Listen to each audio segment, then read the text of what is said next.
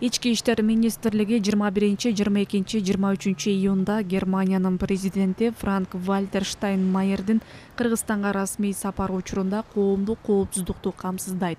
Ички иштер министрлигинен билдиришкендей, милиция иш сапары учурунда мыйзамдуулукту жана укук тартибин тийиштүү деңгээлде камсыздоо боюнча чараларды көрүп жатат.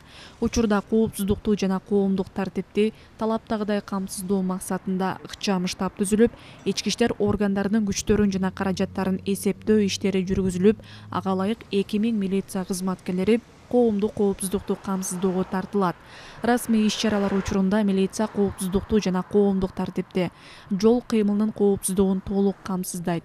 Ички иштер органдарынын өздүк курамы күчөтүлгөн режимде кызмат өтөйт деп айтылат маалыматта. Белгиленгендей, расмий жана салтанаттуу иш-чаралар өтө турган жерлер өзгөчө көзөмөлгө алынат. Бул иш-чаралар учурунда жолдун айрым тилкелеринде унаалардын кыймылына чектөө киргизилет. Ички иштер министрлиги ушуга байланыштуу жарандардан көрүлгөн чараларга түшүнүү менен мамиле кылууну суранат.